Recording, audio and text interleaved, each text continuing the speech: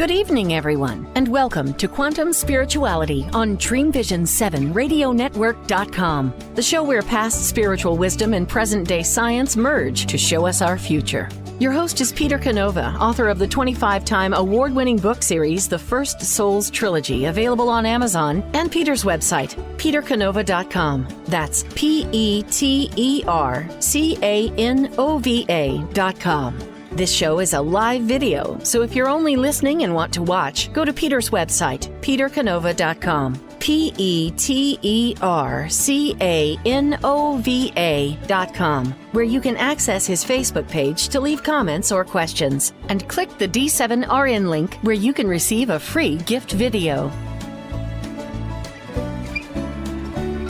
Hello, everybody, and welcome to today's show on Quantum Spirituality, the show where the past and the present merge to tell us about our future. And I want to remind everybody that you can watch this show online, or you can listen to it on a mobile app on your phone, Dreamvision 7 Radio, or you can even, if you have an Alexa, can say, Alexa, Dreamvisions7RadioNetwork.com. For those of you who are first-time viewers here, we are both on audio and video. So if you want to go to my website, petercanova.com, that's PeterCanova.com, you can access the Dream Vision 7 section, and that will bring you to an area where you can both see archived episodes, and on the right-hand side, you'll see a live button to listen or to see the show live. So we have a very distinguished guest with us today, Dr. Kurt Johnson. And Dr. Johnson has an MPH and a PhD in evolution, ecology, systematics, and comparative biology. He graduated and was ordained at Holy Cross Seminary. Dr. Johnson was a research associate at the American Museum of Natural History in New York. He is currently on the faculty and board there, he is currently on the faculty and board of One Spirit Interfaith Seminary in New York. And he has been very active with different organizations. He was a co-founder of the Interspiritual Dialogue Network, Unity.Earth, the Convergence radio series, which is on Voice America, and the International Council on Environmental and Economic Development. And also Light on Light Media is another one of his activities. Kurt is on the executive committee of the United Nations Committee on Spirituality, Values, and Global Concerns, and the UN Committee for International Yoga Day. He's also an award-winning author, editor, and co-author. Some of his books are The Coming Interspiritual Age, Nabokov's Blues.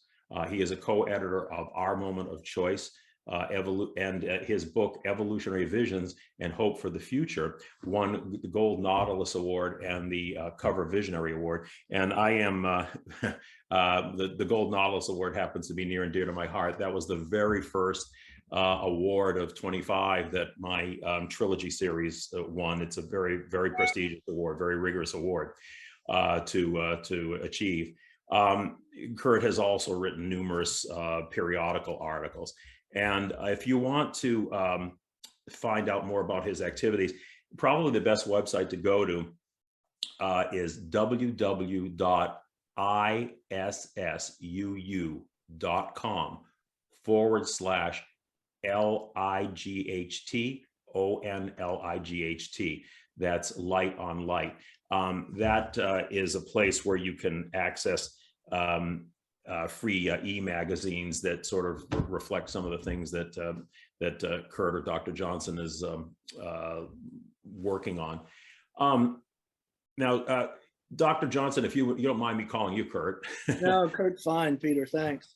Okay. You work across many areas of engagement, and you're involved in numerous international organizations. You have a background in both science and spiritual traditions, but you know, and that's one of the reasons I was excited to have you on the show, because that's what this show is about. This show is about a merger of scientific and spiritual knowledge, but also on this show we emphasize practical experience, understanding these things from a practical point of view. And you actually do that, merging these streams of science and spiritual traditions. You're engaged with international organizations as an activist. And I notice, for instance, that one of your UN websites lists some very lofty ideals, such as elimination of hunger, attaining peace and justice, providing affordable energy. So can you tell us a little bit about how do you make these beautiful ideals a practical reality? How do we bring this from the realm of the desired to the realm of the achieved? Yeah, well, thanks, Peter. Well, obviously, as everybody would know, it's full of paradoxes and it's full of even contradictions, because we are kind of an odd species in the sense that we're very selfish when it comes to our own, spheres around us personally, or even ethnocentrically or nationally, whatever it may be. But we also have a component in us that has the bigger vision about the good of the whole, and simply the rational understanding that we're going to have to move, as they say at the UN, to the world that works for all, and understand what that means. So to answer your question, what we have to do is we have to continue to set the bar really high. We have to talk about what 99.99% of people in the world want, and that is they want a place of safety in which they can pursue life, liberty, and happiness. And that's the lofty goal in which everything else, like agriculture, water, regenerative energy, go through the whole list. That's where everything would come into play. But we're always offsetting those lofty goals against the practical situations that make those so hard to achieve.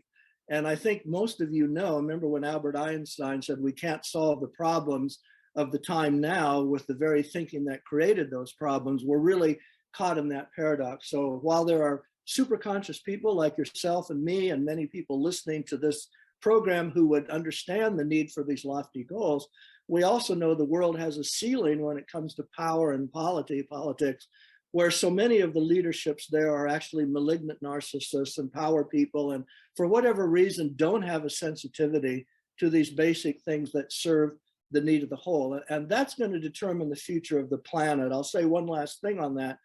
Claudia Wells, who's the chair at the Institute of Noetic Sciences, has said that if she ever had the chance to meet an advanced extraterrestrial civilization that had made it, that's what she would first ask them. How did you get by this threshold of balancing that selfish nature in the individual, in the ethnocentric, the national, and then how you get toward the good of the whole at the planetary level?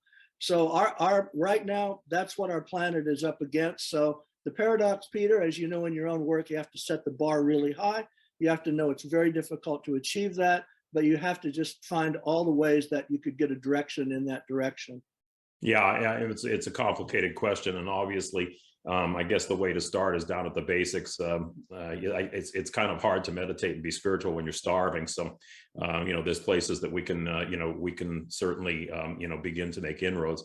So, talking about challenges here, what do you think are the most pressing challenges right now that engage people and activists such as yourself need to be, focused on? So, how can you, starting from the start, how can people best serve humanity as a whole in your view? Yeah, well, just actually harkening back to what we just said, we obviously have really deep external challenges and really deep internal challenges, and those are deeply interlaced. And see, that's where the challenge comes in. So in the externals, we have all the challenges of climate change, biodiversity, where we're going with energy and regenerative agriculture, the problems of culture, violence in cultures, how cultures operate relative to minorities or women or children, go through all of these lists. So we have a gigantic list of external challenges, and then those are actually interlaced with our internal challenges. And our internal challenges really go back to what we also talked about just before, is can we as a species step up to the plate in this I to we? How do we get from I, which is naturally selfish because it needs to be to protect its own turf, how do we get from I to we, and how do we balance then bringing our internally deepest part of us to these larger challenges? And of course, as we said in our correspondence leading up to this interview, that's where it comes down to consciousness. This is where it comes down to what is the consciousness of the average person on the street within their personal level, their community level, and their international level. that wants to operate skillfully across this interlaced relationship of I and we. That's how we're going to have to get it right at the global level. And I see we have that little planet picture of the world up near us. I don't know if the audience can see it, but DreamWorks Visions has the planet there with a heart on it. And that's going to be the challenge, how we move from that heart to embracing a world that reflects that kind of heart-based values. Yeah, it's a very interesting question because you know, I honestly, my own personal take on this is that before anybody can go out and do anything for anyone else, they have to have a sense of self. They have to develop a sense of self. Now, I don't think that should be equated with selfishness. I mean, there may be, you could say in a broad sense, they overlap, but you have to have a sense of your own, you know, self as a person. And a psychologist has used the term self-actualized people, but, you know, clearly change starts one person at a time. And part of the problem is that we have people collectively to change things, and their consciousness may not necessarily, you know, be in the right place. I mean, you know, communism had great lofty ideals. You know, on paper, you can look at it and say, "Oh, wow, you know, great." In practice, it's a disaster. Obviously, I don't know where Joe Stalin's consciousness was, but I don't think it was high up in the evolutionary ladder. So, yeah, I think that it's very important, and I think you've really framed it in a good way that, you know, the I-we situation. I think before we get, there has to be a pretty good sense of I, you know, in there in order to not repeat some of the, you know, the mistakes of the past, even if they sound great. So now this kind of segues into the whole idea of consciousness. What role does consciousness play in the things we've spoken about, and how do you view consciousness? How would you define, or what is the nature of consciousness, you know, in your mind? It's a big term. I don't know that if everybody's on the same page with it, but what is your view on the whole phenomenon, reality of consciousness? Yeah. So there are actually two conversations here, and the first one, of course, is what is consciousness itself, and the second one is whatever consciousness is, how does that affect our own behavior and our own development with regard to behavior? So let's kind of take both of them. Right now, we're kind of caught in the sense of our universal worldview between the great wisdom traditions kind of have always understood that consciousness was a shared field. Not only was consciousness a shared field in which we're all participating, but it may well be that all of reality itself is an experience in consciousness. Now, set off against that is what has evolved in reductionist science since, you know, since the so-called Enlightenment and the scientific revolution and so on, which sees consciousness as an emergent faculty of material. In other words, it's simply a field that's set up by the individual brain, and there is no shared field. Now, what's happened with that discussion, really briefly, is that the academic field of consciousness studies was founded around 1980, so it's only been around about 40 years. When it started, science itself was about 20% in the camp that there was shared field and 80% in the camp that it was only a matter of what individual brains do. Now that has shifted dramatically so that now it's nearly 50-50, because so much of the data, as you know, from the modern physics, from neuroscience, mindfulness, everything else, has really been showing in a measurable way, which is what science looks for, that there is most likely a shared field. And that's exciting. So then the big question would be, is this all just an experience in consciousness? Or to what extent is materiality real, or is it a part of the experience in consciousness? And that's a very complex discussion, but it's one that's nascent right now. Well, I think you've raised some wonderful points here, and I think you're spot on. Quantum physics tells us that reality energy field. I mean, the evidence is so becoming overwhelming there that everything starts off in essence as energy wave. It can solidify under conditions into matter and then de-solidify back to energy again. E equals mc squared has told us that. And also you're right about what I think is a positive growing trend in science. Now take the panpsychism, for instance, where more scientists are starting to understand that everything is conscious to one degree or another. Everything is just a matter of degrees of consciousness. So it's heartening, because I have to tell you honestly, I always had problems with the materials, or what I call the bottom up view, which is that as matter, or single-celled organisms bunching together and forming more complex organisms, and then basically gave rise to the brain and gave rise to consciousness. That is so full of holes. I mean, for one thing, has ever defined how inorganic matter became organic. And there's so many paradoxes that science encounters from that viewpoint that they just put those paradoxes under the rug. But all those paradoxes seem to disappear when you take the top down. All started with consciousness or proceeded from consciousness. So it's a great topic of discussion. We could go on with that one for a long period of time, but I'm glad you framed it in those terms, because I think you're spot on there. So now on this show, we primarily work with the Gnostic gospels, although by no means is that the only source of ancient wisdom. I've zeroed in on the Gnostic gospels because, for one thing, I think it's the most scientific equivalent that we had for its time period, and it also a pretty eclectic merger of Western and Eastern thought. I mean, it shares tremendous elements with Hinduism and Buddhism, and those beautiful ancient spiritual traditions. So we talk about how the Gnostic wisdom really presupposed almost every major theory of quantum physics like a couple thousand years ago.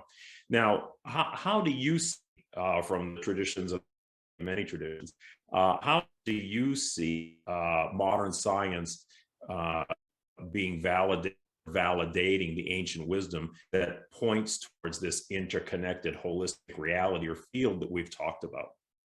Yeah, so you're absolutely right. I mean, in the West, across the Gnostic Gospels, all across the Eastern traditions, and at the depth of any type of subjective inquiry is the realm of direct experience. And in the realm of direct experience, going back to this question of consciousness, how does the individual person come to a high level of development consciousness, which leads to the epiphany that nothing is separate? This is the bottom line. When you have the epiphany in any tradition, what awakening means in any tradition is you realize everything is profoundly interconnected. There is no other. We are all a part of this interlaced epiphenomenon. Now, when the heart connects to that, which it usually naturally does, though there are some very wounded people in which it doesn't, but when the heart connects to that, then love emerges as the mediator of how this complex reality then becomes inclusive. Like the philosopher Ken Wilber says, is that where we're going is trying to embrace complexity by inclusivity. And the only thing that will embrace greater and greater complexity is more and more inclusivity, and that's love itself. So you're spot on in the sense that all of the traditions, when they're the closest to what will bring deep direct experience to that realm of love and interconnection, then they all share that experience. Where science has struggled with that, and why, like you said, it's been hard for it to get there. Science by its nature is looking for something that's measurable and something that's quantifiable.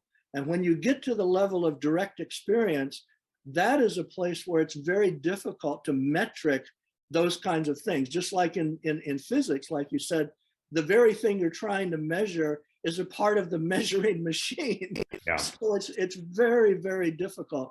And I think what's going to happen in the future, we're going to have different ways that will measure things Usually now in consciousness studies, they measure things by the behavioral result.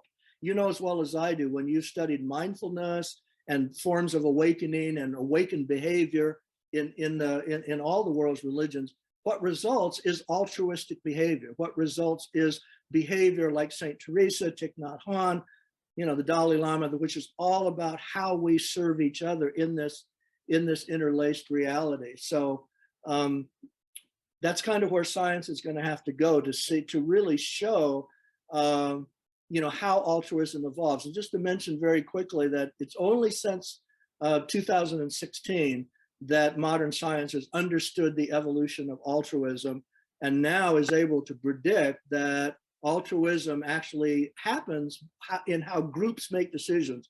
When individuals make decisions, they'll often be selfish, but when groups make decisions and groups of groups make decisions, they always tend to decide for the good of the whole. This is why nature has become balanced and operates in the way it is. And our lack of that, us making selfish choices instead of groups of groups choices that serve the whole, really is why humanity's behind the curve relative to where evolution's wanting to go. Evolution, if left uninterfered with, would actually evolve toward altruism. Yeah, a couple of points that you made there. Well, for one thing, scientific studies have proved that when people, we have an aura and there's an electrical frequency that emanates from the heart. And when we think of thoughts of like love and healing, that emanation from the heart grows to something like, what is it, 5,000 times magnitude or something like that. So, I mean, there's clearly some scientific evidence there. One of the problems with science is that, the scientific method, which is, what's observable and measurable, stops at the Big Bang. It can't go any further. And, the real question of life is, well, what happened before then? Well, science, unless they change their methodology from this is, what is strictly observable to the realm of what is subjectively detectable, that we bring back from other dimensions, which the Gnostic masters prove can be highly accurate in terms of describing the physical reality of this world. So there's not necessarily this gap between objectivity and subjectivity, because you can use subjective methods to derive objective information. Hopefully science is learning that. You and I both come from a little bit of a Christian background, you more so because you were ordained.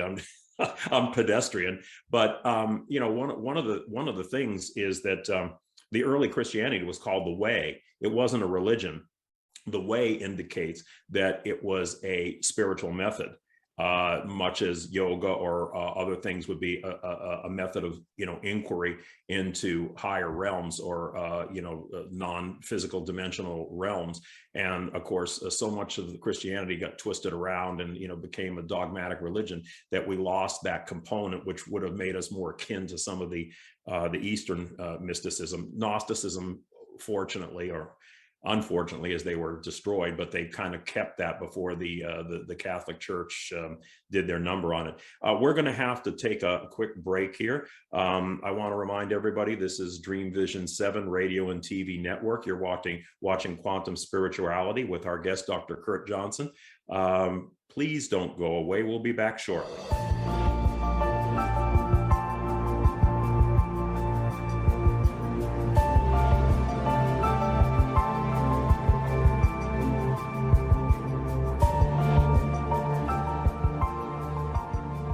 The First Souls Trilogy, one of the most highly awarded fictional independent book series on the market, is a grand vision of human evolution. It chronicles the first spirit consciousness to enter the material world in 3 page-turning novels that introduce a new paradigm of reality based on genuine ancient wisdom and quantum science. These inspirational thrillers will force you to rethink the nature of the world in which we live. Visit the petercanova.com website for information and ordering. In a world facing annihilation, a miraculous African nun rises to become the first female pope through a web of war, murder, and betrayal. Loved by some, hated by many, she becomes the deadly target of Islamic terrorists and her own cardinals as she introduces a new vision that will either save humanity or accelerate its destruction. 4 people must race against a nuclear holocaust to learn her astonishing secret. Pope Annalisa is available at petercanova.com, Amazon, and other online booksellers and bookstores worldwide. Why are we here? How can we be happy? Questions asked from millennials to boomers. Crappy to Happy, Sacred Stories of Transformational Joy answers them using true stories of grit, grace, and love. James Redfield, author of The Celestine Prophecy, wrote in the foreword, "This book is a seminar about emerging truths and offers grounded solutions through the art of the comeback." Dr. Bernie Siegel, a contributing author, wrote, "Bodies die, but spirits and consciousness survive and recycle." So, grab some tissues, open your book, and prepare to cry and laugh till it heals. Crappy to Happy by Reverend Ariel Patricia and Kathleen O'Keefe Canavas. Available from Amazon, Barnes & Noble, and booksellers worldwide. How did life start on Earth, and why is there so much suffering? Are we living in a simulated reality like the characters in the Matrix movie? Do parallel dimensions exist alongside ours, influencing our experience? What are the mysterious dark energies that penetrate our universe? Peter Canova folds space and time to bring the twin bookends of ancient wisdom and quantum science into a single focal point, answering these and many other deep mysteries of the creation.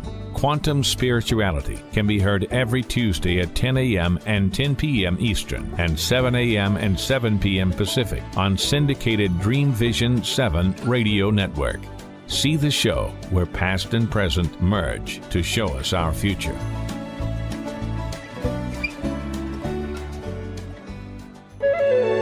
This is Dreamvisions 7 radio network, uniting mankind with universal love.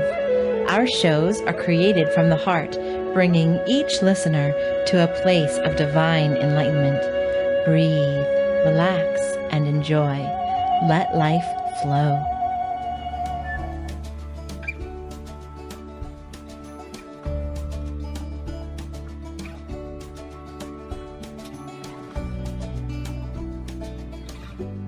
Hi, this is Peter Canova, your host on Quantum Spirituality on Dreamvision 7 Radio Network. You can please visit my website, petercanova.com, where you can get a lot of information on different topics that we talk about here, as well as accessing the archives for the Quantum Spirituality podcast. So we're back with our guest, Dr. Kurt Johnson. Kurt, I wanted to take a little bit of advantage of your spiritual study, and I think you were a monastic, if I believe, and please tell us your perspective on Christianity. I mean, obviously, Christianity took some wrong turns, but how do you feel about Christianity today? We have a lot of people that love to bash the church, okay? And you know, in some regards, it's justified. But I always felt, don't throw out the baby with the bathwater, because there's still a lot of wisdom and things there, and you know, perhaps there could be a renewal from within, you know, with Christianity. But you probably have an even better perspective on that, given how you've been trained and what you went through. So could you just tell us your take on that?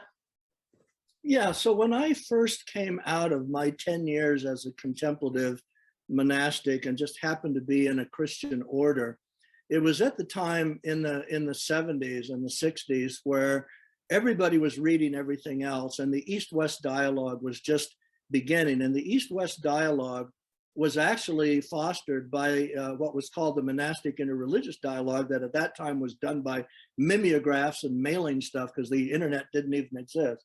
But the East started talking to the West. Everybody knows about Thomas Merton and Zen, and Bede Griffiths and Hinduism. And so this nexus was being made. And the next big nexus was then what they call the North-South nexus between first world religions and indigenous religions. But the bottom line is, you know, when I first came out of that, then I moved right into what was called the interspiritual movement.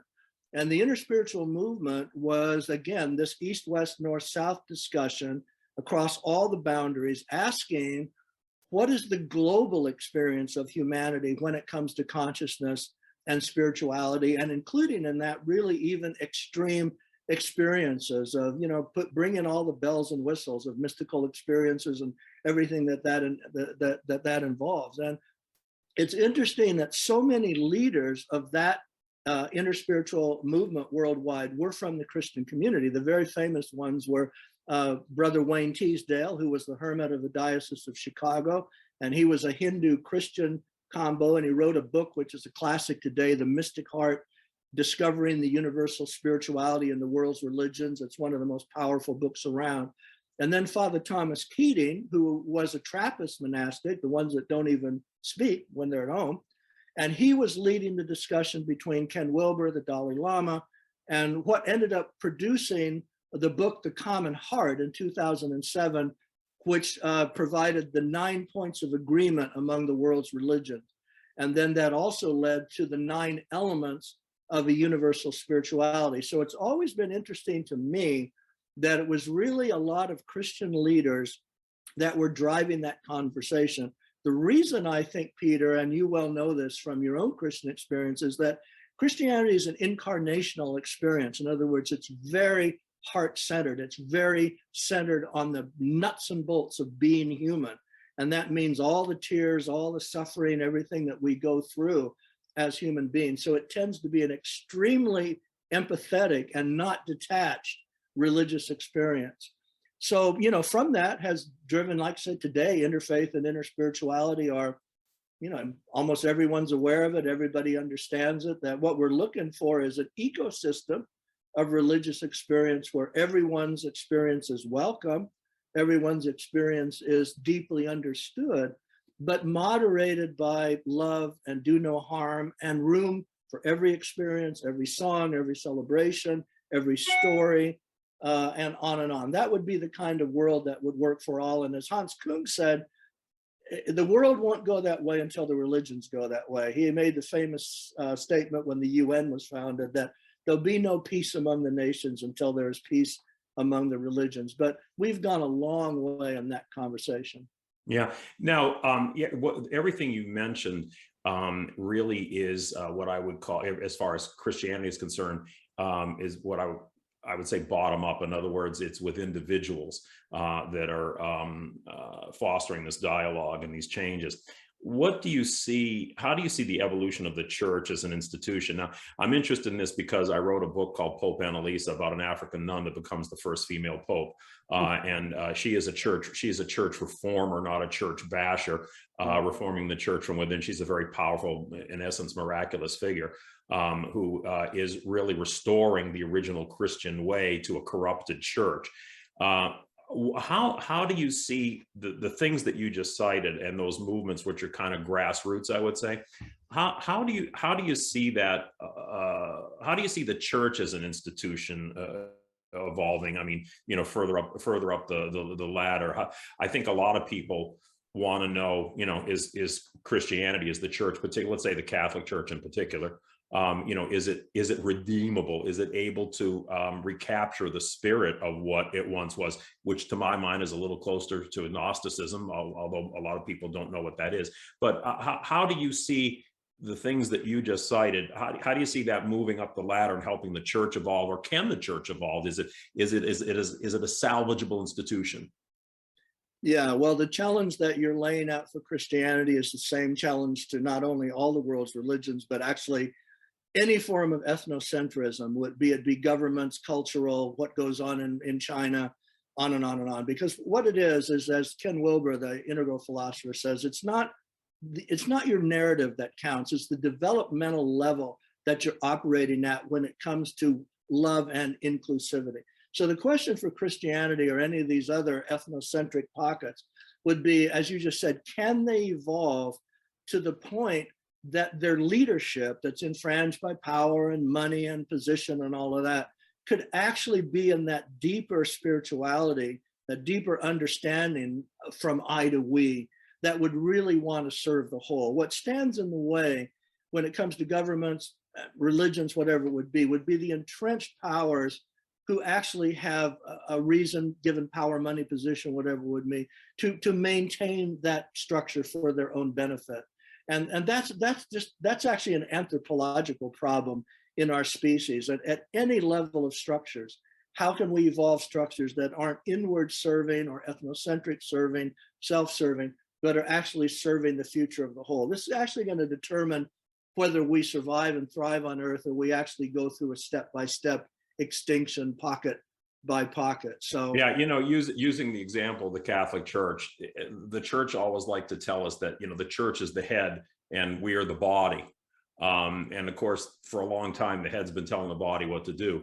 Yeah. But it seems to me the only way the head is going to change is the body changing, and the body is changing because, well, first of all, you have more and more people leaving the church. I know where I came from in Massachusetts, we have a large Brazilian population. I love the Brazilian people. They're just such good, hardworking people there. But I would say, almost all of them are now evangelicals who have left the Catholic Church. Now, evangelicals have their own set of issues, but I think that phenomenon of people leaving the church, I think is what's going to have to make the church evolve. The church is going to be forced to look at itself, because when the needs of the body aren't being met, when the body starts dying, the head's going to die too. And if the head wants to stop dying, it's got to nurture the body. So, it's going to be slow, I think, but I think the people eventually, the changing attitudes and needs and wants of the people are going to have to change that highly entrenched hierarchy, over time. I hope maybe to the point where we do see a female pope. And incidentally, I don't see that that far down the road. I bet you any amount of money in the next 50, 75 years, maybe, we could actually, picture females in the priesthood and rising, because for one thing, they were the original leaders of Christianity before they were, kind of relegated and suppressed.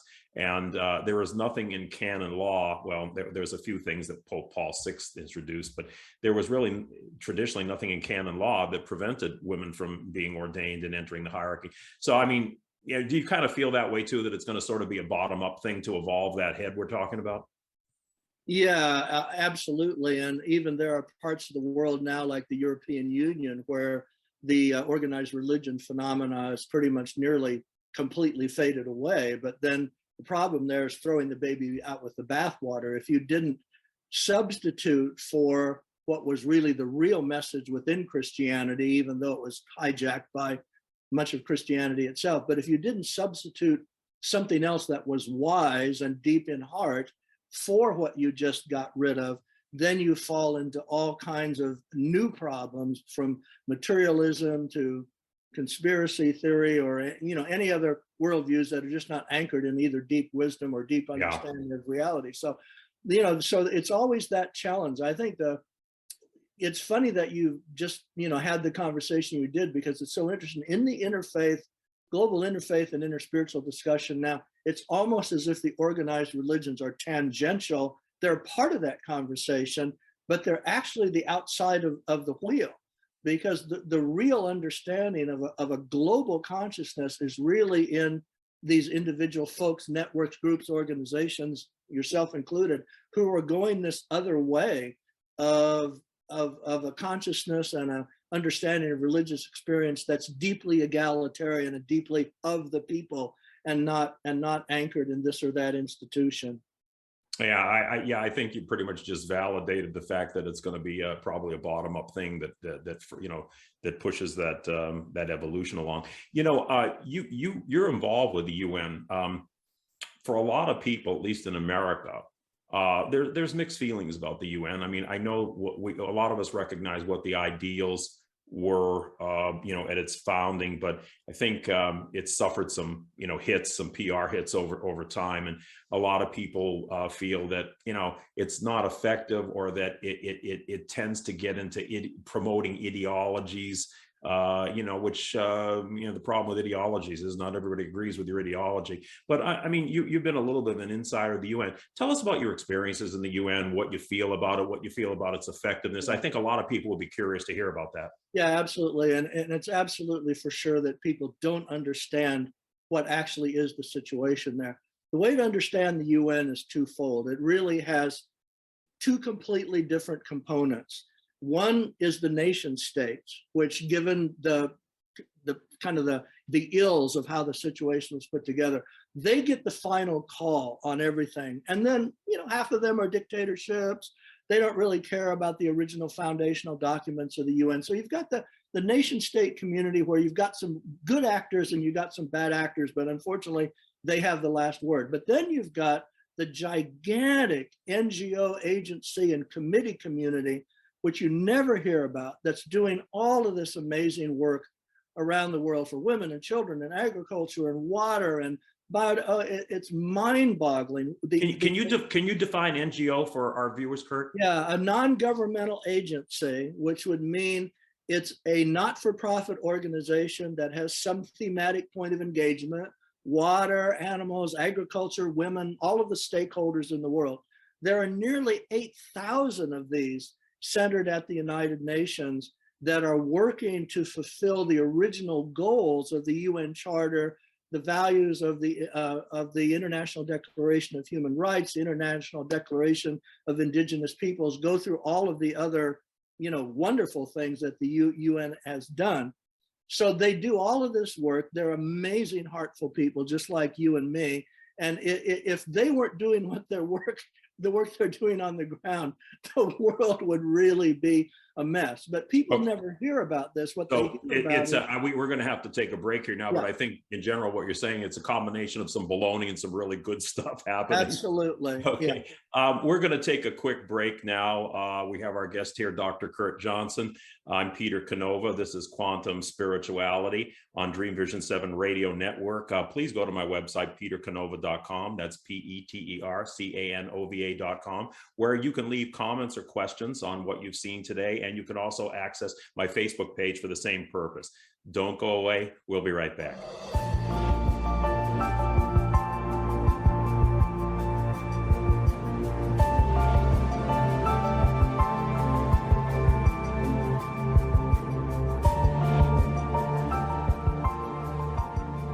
The First Souls Trilogy, one of the most highly awarded fictional independent book series on the market, is a grand vision of human evolution. It chronicles the first spirit consciousness to enter the material world in 3 page-turning novels that introduce a new paradigm of reality based on genuine ancient wisdom and quantum science. These inspirational thrillers will force you to rethink the nature of the world in which we live. Visit the petercanova.com website for information and ordering. In a world facing annihilation, a miraculous African nun rises to become the first female pope through a web of war, murder, and betrayal.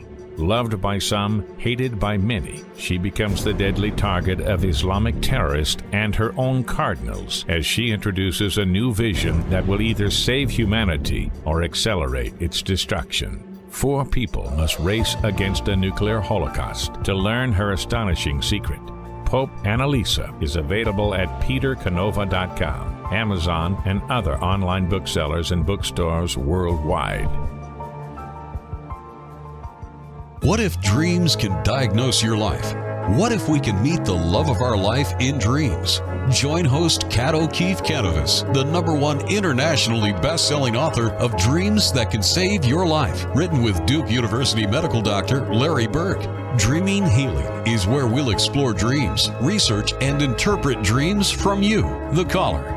Dreaming Healing shows can be heard every Tuesday at 9 a.m. and 9 p.m. Eastern, with live shows on the first and third evenings at 9 p.m. Eastern, 6 p.m. Pacific Time on syndicated Dreamvisions 7 Radio Network.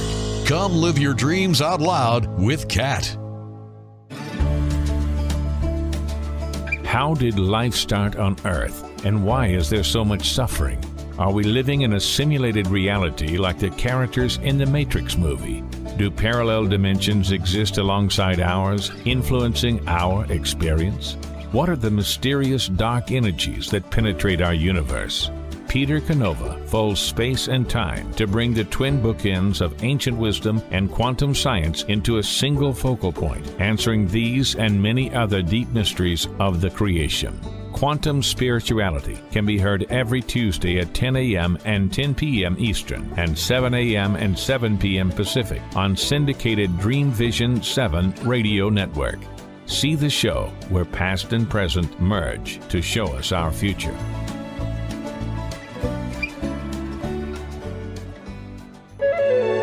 This is Dreamvision 7 Radio Network, uniting mankind with universal love. Our shows are created from the heart, bringing each listener to a place of divine enlightenment. Breathe, relax, and enjoy.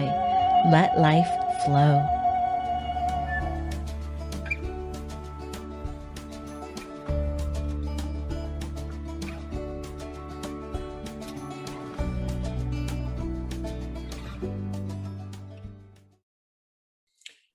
Hi, I'm Peter Canova. I'm back with Quantum Spirituality and our guest, Dr. Kurt Johnson. Kurt, when we left off, you were telling us some interesting things about the UN. You made some comments about nation states and so forth.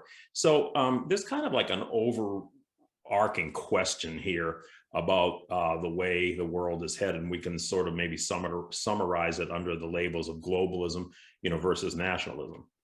Now, globalism sounds good. I mean, as an ideal. But centralized forms of governance have proved to be some of the most intrusive and freedom limiting phenomena in history.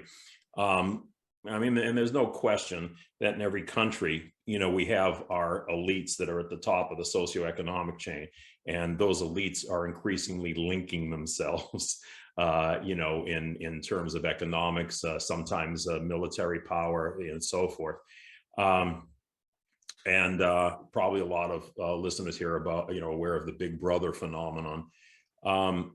Why is there a balance here? Why can't we retain national sovereignties with coupling with developing a more conscious cooperation and respect for human rights and others? And I think that's what the UN was supposed to be about, as opposed, originally to gravitating toward one world government, which concerns me. I would not describe myself as a globalist. I'm going to be honest with you. If anything, I tend to be more of a nationalist, not in a negative sense, but, in the sense of the fact that I come from New England. And we were the home of the town hall meeting. And I was always convinced, and, I lived in the day when we were actually taught civics, and good parts of America, rather than, America's a bad country, we need to tear it down. But part of the civics lessons were that the more, localized decision-making was, the more it served the people. So tell us your perspective on the globalist versus nationalist question. Yeah, well, again, this is where the paradoxes and even the contradictions are really great. So what we wanted to, we would need the right kind of globalism. As you just said, Peter, it depends on how we're going to define globalism. If globalism could be like an ecosystem, because in ecosystems in nature, the communities do very different things. They're very different. The biomes and niches do very different things.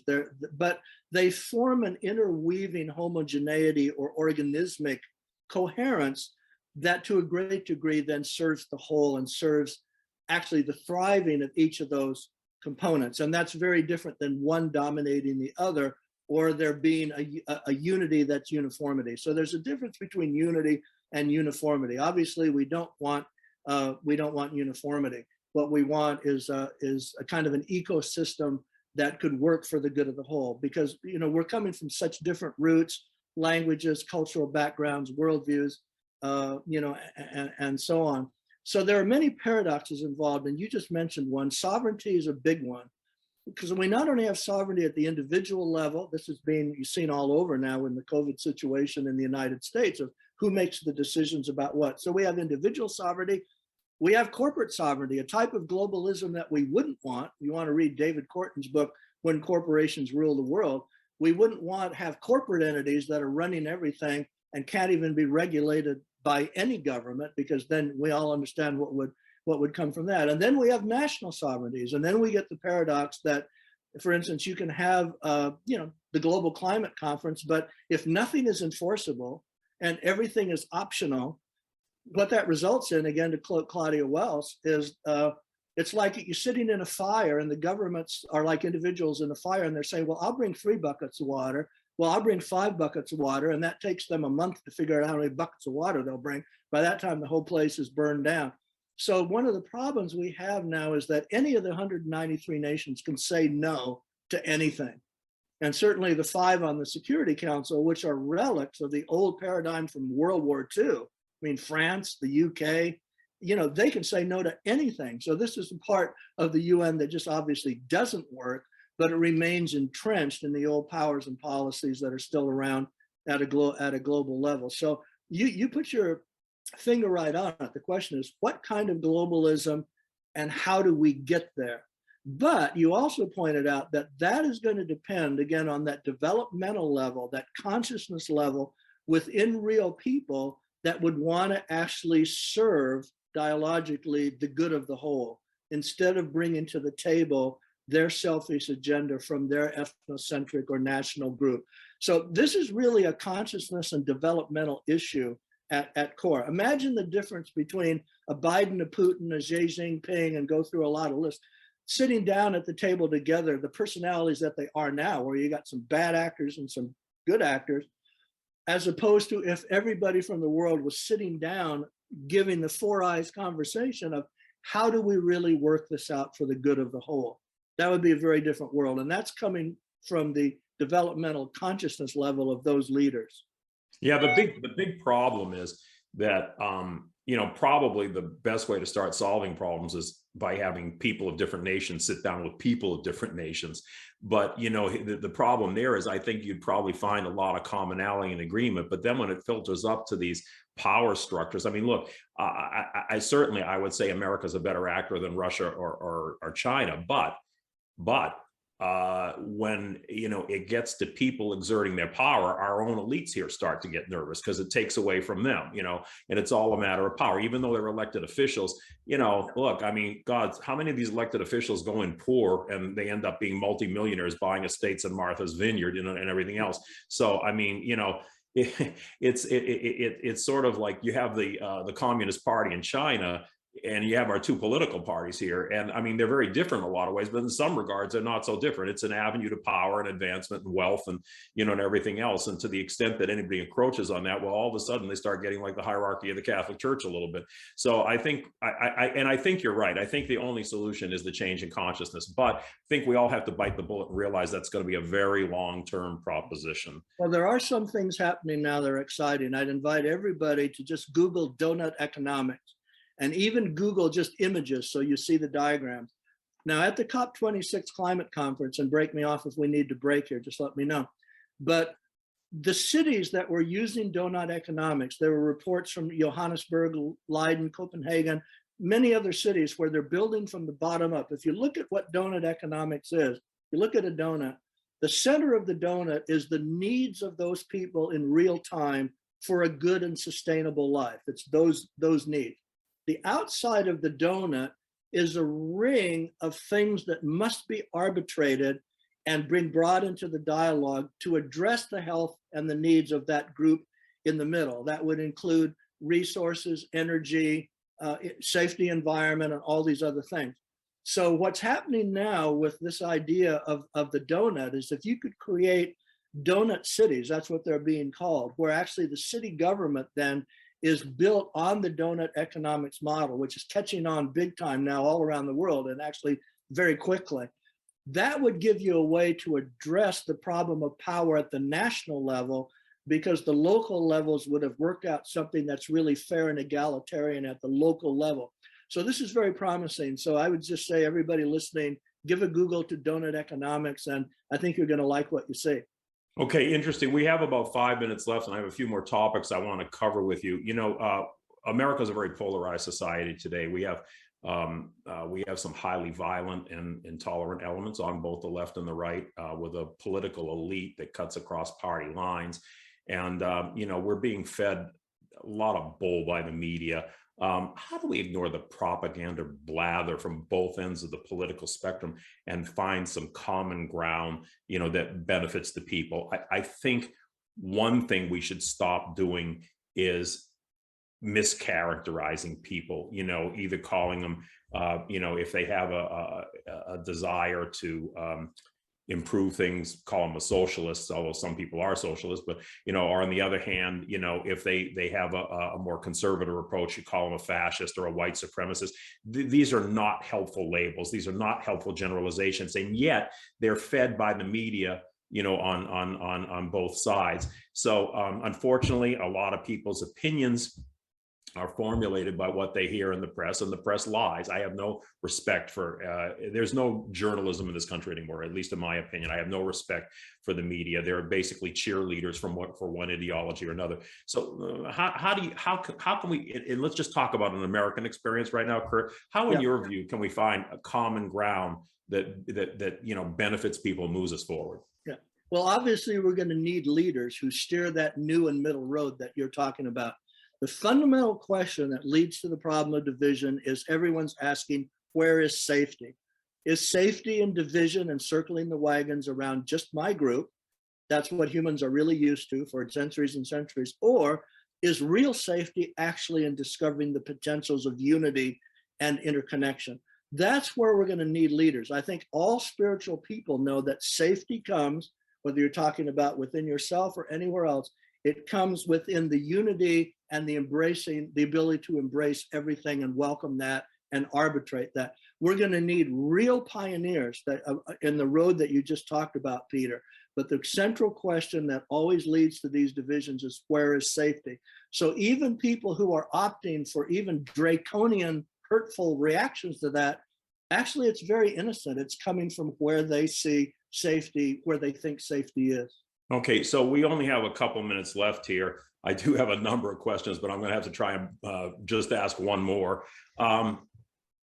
New paradigms. What do you see as the possible paradigm changers happening right now that may tilt our evolution in a new and hopefully, more positive direction? Are there some sleeping giants out there that you can clue us into?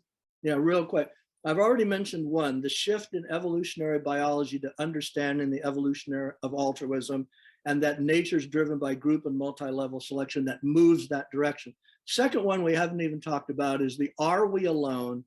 And if we're not alone, if, for instance, these UAPs, UFOs, whatever's been trailing our military actually are from another place and not from here, then the question arises, is there a potential from an intervention from a transdimensional part? I think everybody who understands UAPs and UFOs deeply spiritually understands from shamanism and everything else. This is a transdimensional phenomenon. It's not. I completely agree with you on that. Yes. Yeah. And so whether there's the possibility that we're not alone and some folk may intervene, that's, I think, a very relevant question right now that even the deepest scientists cannot rule out. Yeah, this is a great point you made, Kurt, on an ending note here, because I do believe that this is more of a trans-dimensional rather than a extraterrestrial, phenomenon. And